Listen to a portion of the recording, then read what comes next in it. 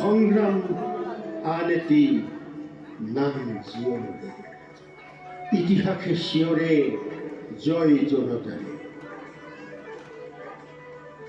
অসমৰ পূব প্ৰান্ত শদিয়া পিতৃ নীলকান্ত হাজৰিকা মাতৃ শান্তিপ্ৰিয়া 1926 চনৰ 8 ছেপ্টেম্বৰ ভূপেন হাজৰিকাৰ জন্ম হয় এইখন ঐতিহ্যমণ্ডিত শদিয়াতে। এতিয়া জন্মঠাইখন ব্ৰহ্মপুত্ৰৰ বুকুত লীন হ'ল। কণমানি ভূপেনক উমলাই ফুৰা কিশোৰ সতে এদিন পাহাৰত বাট এৰিলে। ৰাতিটো পাহাৰী ভাই ভনীহঁতৰ মাজতেই কটালে। ৰাতি পাহাৰী মাতৃসকলে শিশু ভূপেনক নিজৰ বুকুত বিয়া খুৱাই গোটেই ৰাতিটো ৰাখিলে। সেয়েহে বুকুৰ কুটুমতে কয়, আমাৰ মৰমৰ ভূপেনটো তহঁতক অসমক এতিয়া দিছে আৰু তাক আকৌ আমাৰ মাজলৈ আমাৰ বুকুলৈ আমি লৈ আহিব।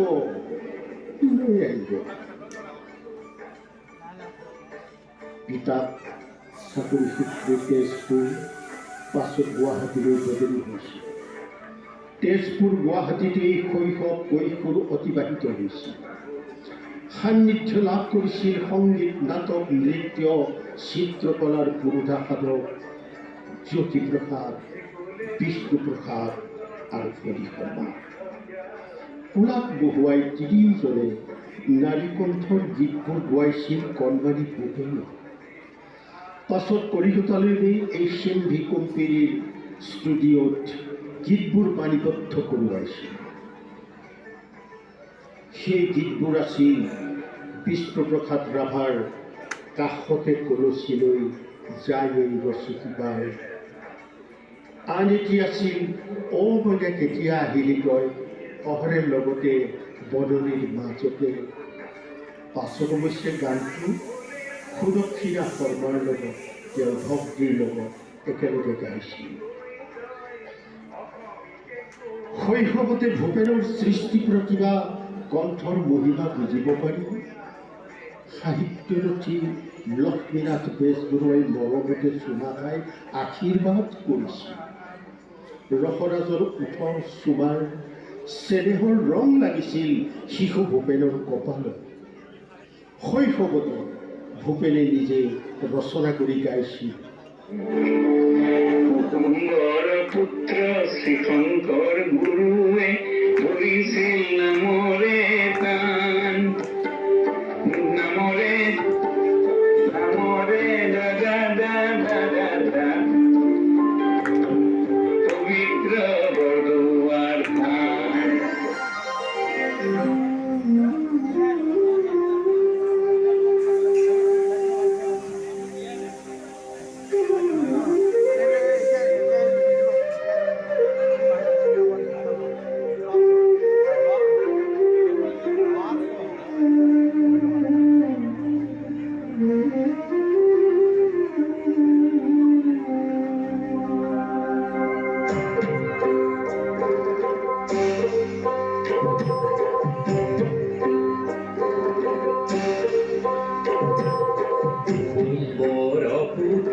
শ্ৰীশংকৰ গুৰুৱে ধৰিছিল নামৰে তান, নামৰে সুৰতে আনন্দতে নাচিছিল পবিত্ৰ বৰদুৱা থান। মোৰ গুৰুৱে পবিত্ৰ বৰদুৱা থান।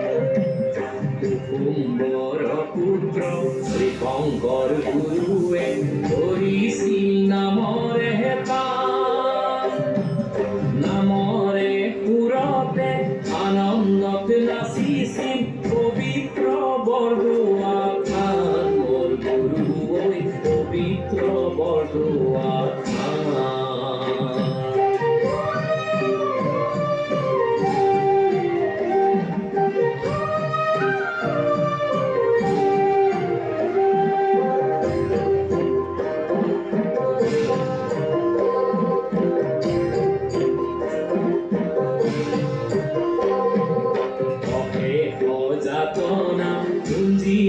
শ্ৰীশংকৰ কুঞ্জিলা শ্ৰীশংকৰ গৰমৰ নামতে তুমি সকলো দুখলৈ পৃথিৱীলা গুৰু ধন্য অসম ভূমি। মোৰ গুৰুৱে ধন্য অসম ভূমি।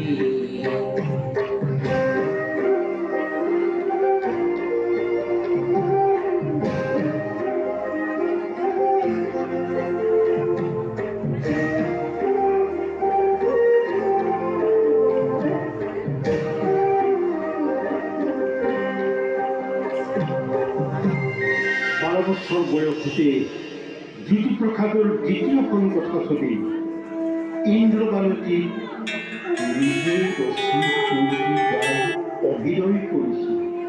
অগ্নি যুগৰ ধীৰগতিময় নতুন অসম গঢ়ি।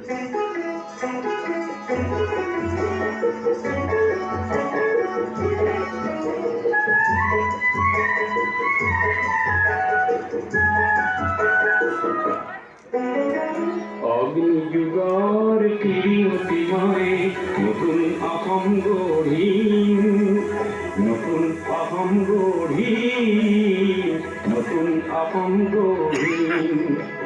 সৰ্বহাৰাৰ সৰ্বস্ব, সৰ্বহাৰাৰ সৰ্বস্ব পুনৰ ফিৰাই আনি নতুন অসম গঢ়িম, নতুন অসম গঢ়িম।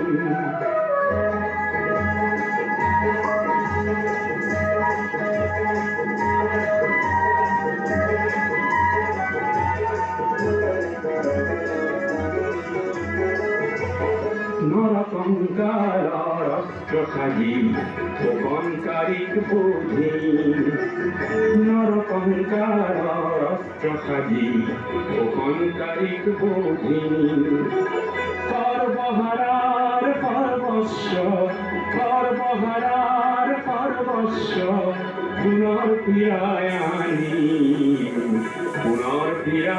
আনি নতুন অহম গড়ি তেজপুৰ গুৱাহাটী কাশী শিক্ষা গ্ৰহণৰ পাছত আমেৰিকাৰ কলম্বিয়া বিশ্ববিদ্যালয়ত শিক্ষা সম্পৰ্কীয় গৱেষণা বিষয় আছিল role of mass communication in India's adult education. ৰাজনীতি বিজ্ঞানৰ স্নাতকোত্তৰ যদিও শিক্ষা বিভাগৰ গৱেষণাৰ বাবে নৱপ্ৰতিষ্ঠিত গুৱাহাটী বিশ্ববিদ্যালয়ৰ শিক্ষাতত্ত্ব বিভাগত অধ্যাপক হিচাপে যোগদান কৰা ভূপেন হাজৰিকাই সেই শীৰ্ষকীৰ্তি ৰচনা কৰিছিল বিশ্ববিদ্যালয়ৰ বাবে।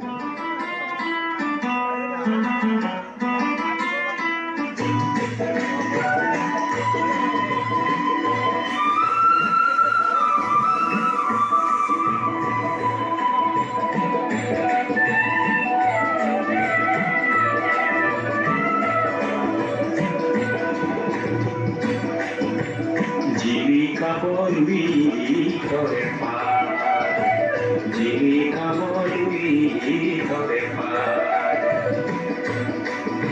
ধরর ভেটা ভাঙিবার জ্যোতি সত্যই যেউতি নিজরে ধার ফক ফক বন্দির জানরে দিখানিয়ে জীবিকা বলবি করে পার জীবিকা বলবি করে পার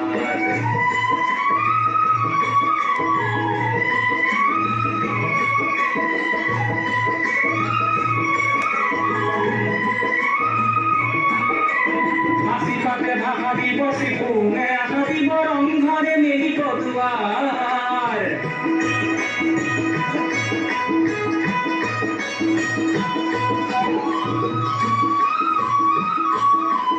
হাসি পাতে ভাষা দিবসে পুনে আসাবি বরং ঘরে মেরি পদুয়ার সমাজে সাগুতিব মহান মানবতা সমাজে সাগুতিব মানবতা শিক্ষানে আনিব জোহার জীবিকা বলবি করে পার জীবিকা বলবি করে পার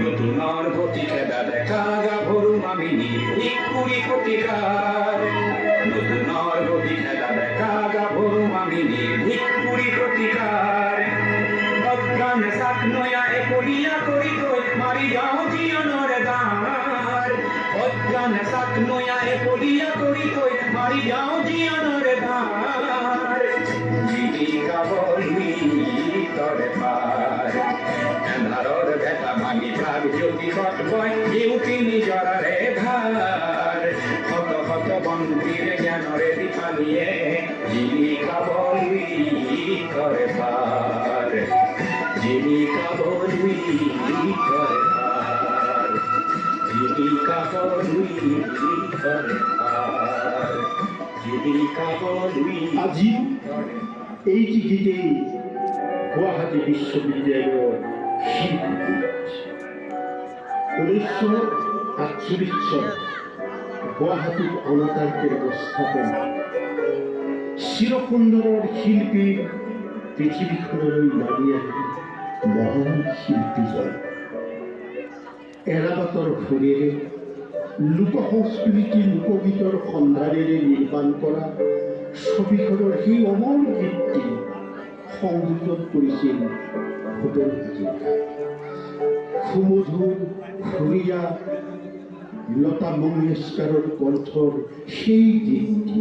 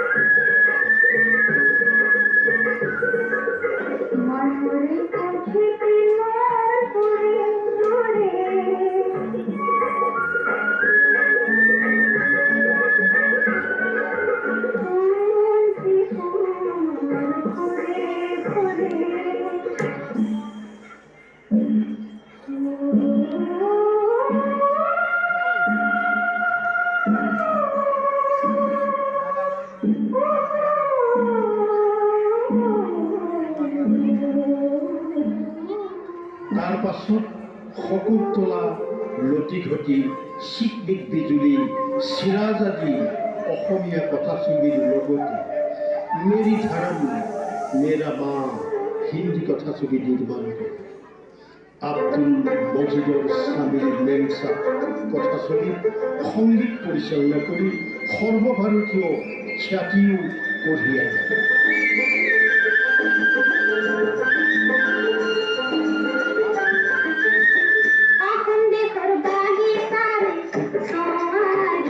লতাজিৰ লগতে মহম্মদ ৰফি, কিশোৰ কুমাৰ, উষা মংগেশকাৰ, মান্না দে, মুকেশ আদি মহান শিল্পীসকলে হিন্দু মুছলমানৰ সম্প্ৰীতিৰ এনাজৰীডাল দৃঢ় কৰি ৰাখিবলৈ এই গীতটি শিল্পীক বিহিত দিছে। আজানদের সাহেব যে কোন স্থলে বাজায়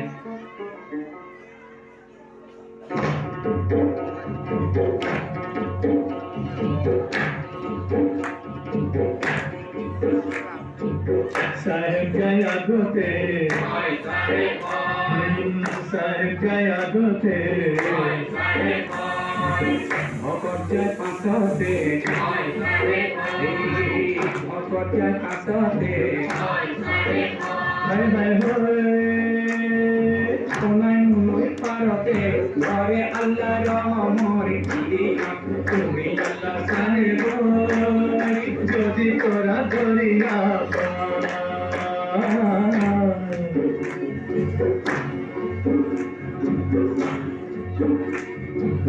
কুরবানোর বেলিয়া দুপুর সাই দরিয়া হায় হায় হোয় সাহেব দুকাল বলি ওনার আল্লাহ রহমর কিরে তুমি আল্লাহ সাহেব যদি তোরা দরিয়া